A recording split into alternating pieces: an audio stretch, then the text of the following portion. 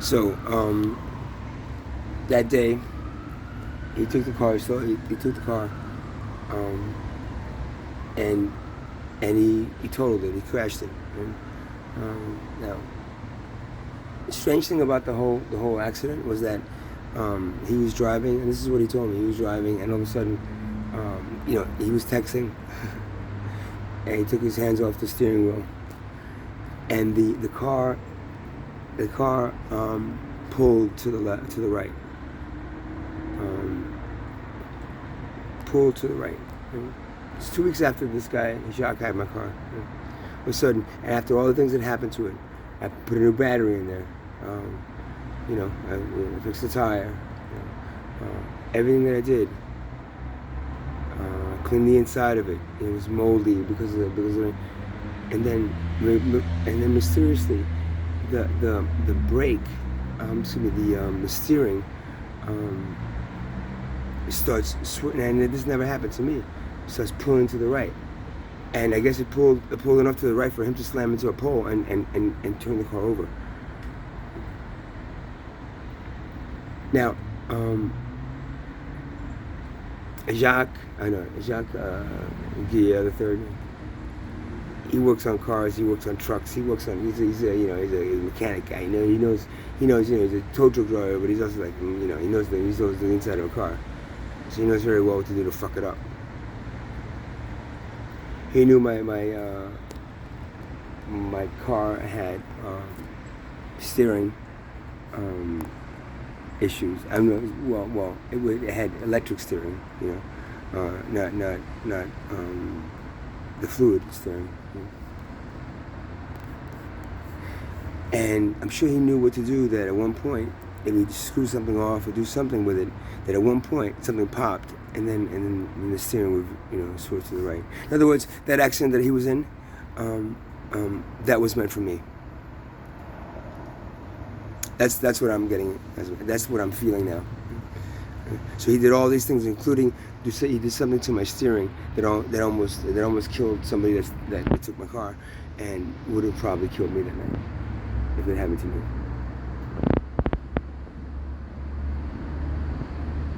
Yeah, because I know that when the power steering froze on me that day, the battery died in the middle of the road. I thought I was definitely going to get an accident. I thought something was going to hit me. And then, miraculously, he finds out that I have a U-Haul, and twice he tries to tow it. Right, first time he doesn't get away. 3 times actually, and the last time he did. Now, this guy just called me and said, we found, what we found? We found a pipe and crack pipe, and you're and crack in the car, and so I'm assuming that his whole plan of action was to take the car, right? Because I didn't do anything in that car. I don't smoke. That's not what I do. I don't drive around. I do it inside the car. I do it in a place. I mean, I do it inside a room or in my tent or in a place. But I don't, I wouldn't leave something in the car. And that's stupid. I knew he was gonna take the car. I knew he eventually was gonna get it, and I was gonna be out there in time.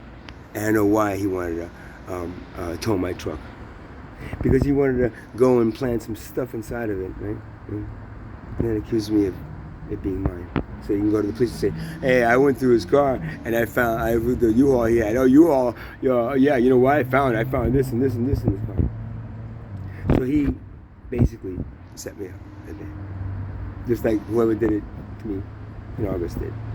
But he did it by towing the car, right, and then planting stuff inside the car, and then saying, "Oh, that was him, officer. I don't know. It's his, yeah." So now that's what I'm facing now. I don't know yet what he said. He called me, and I just hung up on him, and he said, "Oh, I found it." And I said, "Well, you know what, dude? Then I said, then you planted it, and you know what, dude? Italians, we Southern Italians, we're like gypsies and stuff, so we know about curses and stuff. Man, I put a curse on you, bro. You won't believe. I have a huge freaking doll, with a whole bunch of pins in it."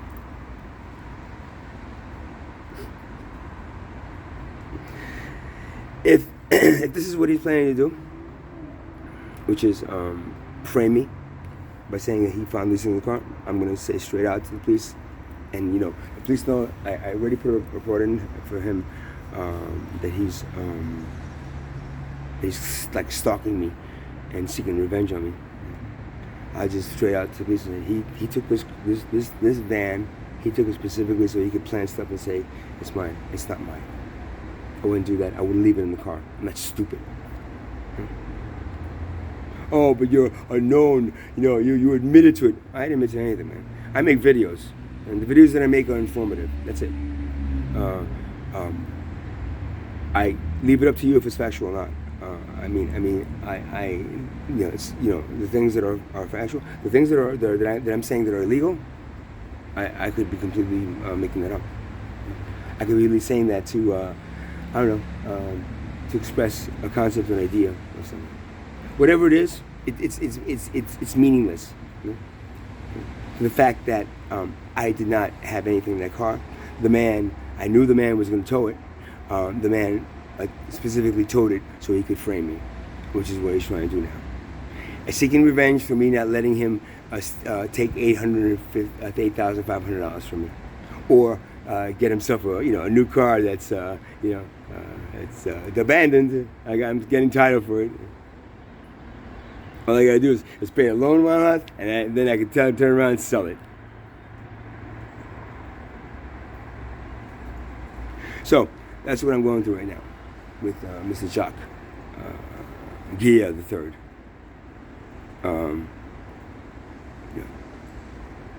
I mean, he looks like he should be in Goodfellas, man, or he should be in The Sopranos.